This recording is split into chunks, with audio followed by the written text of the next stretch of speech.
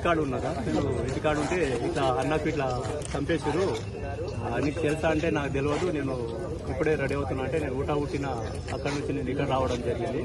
ఇక్కడ వచ్చి చూస్తే నిజంగానే కాల్పులు జరిపి చంపడం జరిగింది.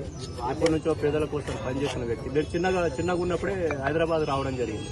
ఇక్కడే పేదల కోసం సిపిఎంలో పనిచేసిన, సిపిఎం నుంచి సిపిఐలో, ఇప్పుడు ప్రజెంట్ సిపిఐలో పనిచేసిన సిపిఐలో జాతీయ మన తెలంగాణ స్టేట్ సంబంధించిన కార్యదర్శిగా ఎన్నుకోవడం జరిగింది.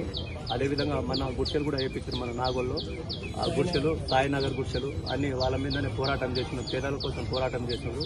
మాకు కూడా కొంచెము డౌట్ ఉన్నట్టుగా చెప్పిండు మాకు, కానీ అంత క్లారిటీగా చెప్పలేదు. ప్రాణహాని ఉందని చెప్పారు కానీ మాకు అంత క్లారిటీ చెప్పలేదు. మాకు చెప్పినట్టే మేము కూడా అంత అన్నతమ్ములకు కేసులు అనేది ఏం లేవు, అంత అలాంటి ప్రాణహాని ఉందని చెప్పినట్టే మేమంతా అన్నతమ్ములు అందరం ఒక దగ్గర ఉంటుంటే అందరం ఇక్కడే ఉన్నాం, అంత అన్నతమ్ములం.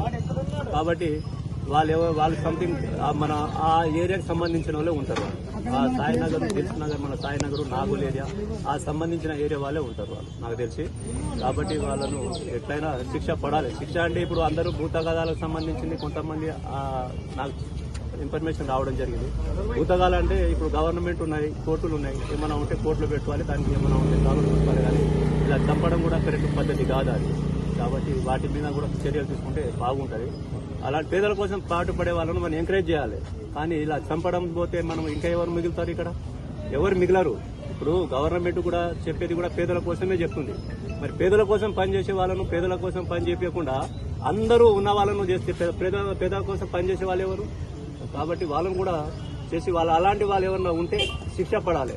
అలాంటి ఎవరైనా సరే హైదరాబాద్ అలాంటి వాళ్ళు ఎవరైనా ఉంటే ఇలా మర్డర్ చేయడం అంటేనే భయపడాలి. అలాంటి చట్టం తీసుకురావాలి మన దాంట్లో. వేరే దేశాలు